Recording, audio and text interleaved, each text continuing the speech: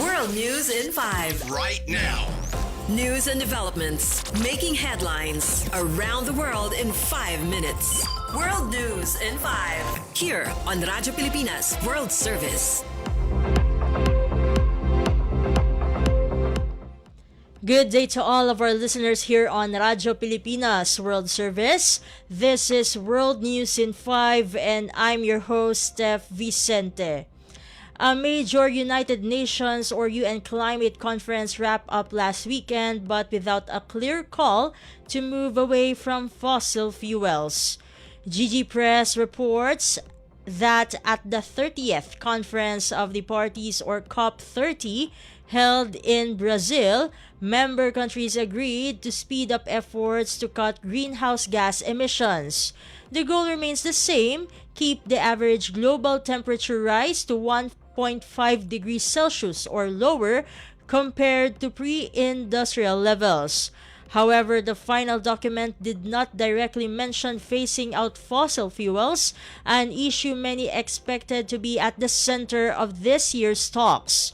The agreement also introduced a new mechanism meant to help countries carry out measures to fight global warming, especially since many nations are still falling short of their emission reduction targets, but the document did not lay out specific steps on how this will be done. Brazil, which is the host nation, originally included a proposal to phase out fossil fuels in the draft. However, that line was removed after opposition from oil-producing countries and several others.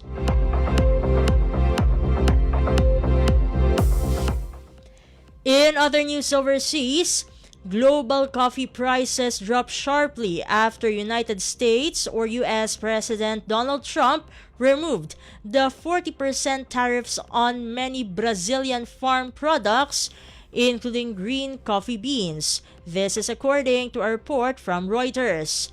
In the US, retail coffee prices had jumped by 40% in September, partly because of those tariffs.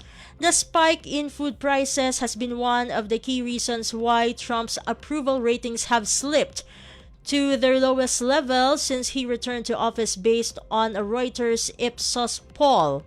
The tariff removal announced overnight came just days after a similar order to roll back duties on coffee and other products from several producing countries.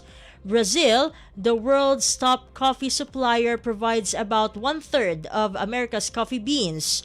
With the tariffs gone, Brazilian beans are expected to quickly replenish the United States' low coffee inventories.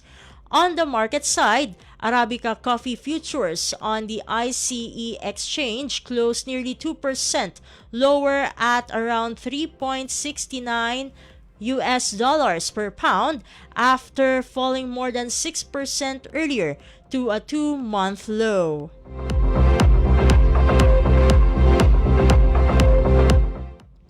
And finally, Japan is preparing to restart the world's largest nuclear power plant, the Kashiwazaki Kariwa facility in Niigata Prefecture, after more than a decade offline.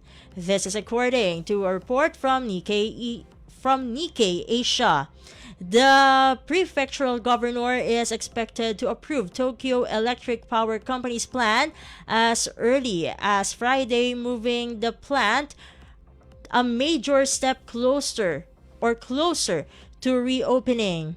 The facility has been shut down since 2012 following the Fukushima nuclear disaster the year before. The Kashiwazaki Kariwa plant has 7 reactors and a total output of 8.2 gigawatts, making it the biggest nuclear power station in the world. Reports say Governor Hideo Hanazumi has informed officials that he intends to publicly support the restart. After that, the matter will go before the Prefectural Assembly, which begins its next session on December 2. If the assembly signs off, Niigata will notify the national government that all local procedures have been met. Earlier this year, the prefecture's technical committee reported that the plant had no safety issues and met all requirements in its extensive safety checklist. And that concludes today's edition of World News in 5. For Radyo Pilipinas World Service, this has been Steph Vicente. Good day and stay safe, everyone. World News in 5. Right now. News and developments making headlines around the world in 5 minutes. World News in 5. Here on Radyo Pilipinas World Service.